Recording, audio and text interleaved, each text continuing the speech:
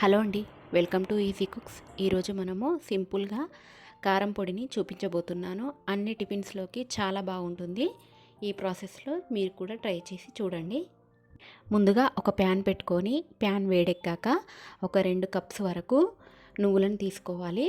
అవి దోరగా వేయించుకోవాలి. ఒక 5 to 10 మినిట్స్ వరకు దోరగా వేపుకోవాలి. బాగా వేగితేనే ఈ నువ్వులు చాలా టేస్టీగా ఉంటాయి,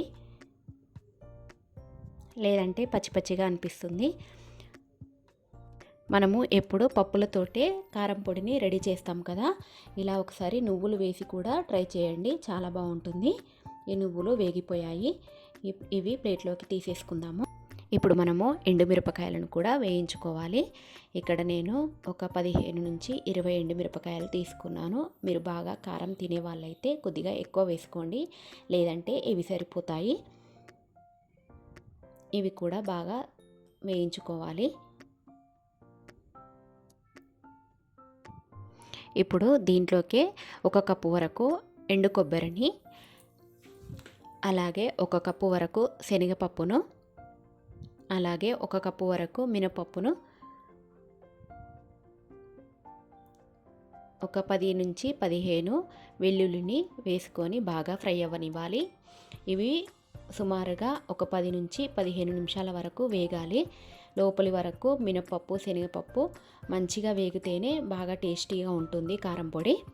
దీంట్లోకి 1 కప్పు వరకు కరివేపాకును కూడా వేసుకొని బాగా ఫ్రై అవ్వనివ్వాలి. బాగా దూరగా వేయించుకోవాలి. మంచి సువాసన వచ్చేంత వరకు కూడా వెయిట్ చేయాలి. అప్పుడే కారం పొడి బాగా కుదురుతుంది.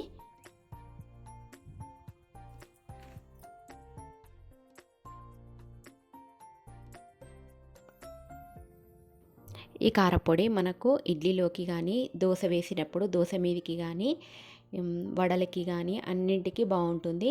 చాలా టేస్టీగా ఉంటుంది. మనం వేడివేడి అన్నంలోకి కూడా నెయ్యి వేసుకొని తింటే చాలా బాగుంటుంది. అలాగే దీంట్లోకి 1 టీ స్పూన్ వరకు జీలకర్రను కూడా వేసుకొని ఫ్రై చేసుకోవాలి. ఇది లాస్ట్ స్టేజ్లో వేసుకోవాలి, లేదంటే జీలకర్ర మాడిపోతుంది కదా, అందుకని కొద్దిగా ఫ్రై అయిన తర్వాత వేస్తున్నాను. ఆ వేడికి ఇది వేగిపోతుంది.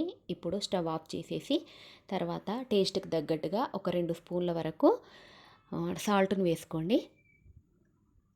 మీరు టేస్ట్ చూసి మళ్ళీ కూడా వేసుకోవచ్చు. ఇప్పుడు దీన్ని చల్లారబెట్టుకోవాలి.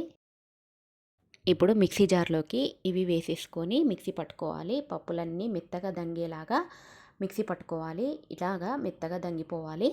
దీంట్లోకి 1 స్పూన్ వరకు బెల్లం పొడిని, అలాగే నువ్వులను కూడా వేసేసుకొని బాగా మెత్తగా గ్రైండ్ చేసుకోవాలి. ఇప్పుడు మనము ఒక 2 రెక్కల వరకు చింతపండును వేసుకొని గ్రైండ్ చేసుకొని ఒక సీసా జాడిలోకి తీసేసుకుంటే కారం పొడి రెడీ అయిపోతుంది. చాలా టేస్టీగా ఉంటుంది. మీరు కూడా ఇలా ట్రై చేసి చూడండి. అలాగే మా వీడియో కనుక నచ్చినట్టయితే లైక్ చేయండి.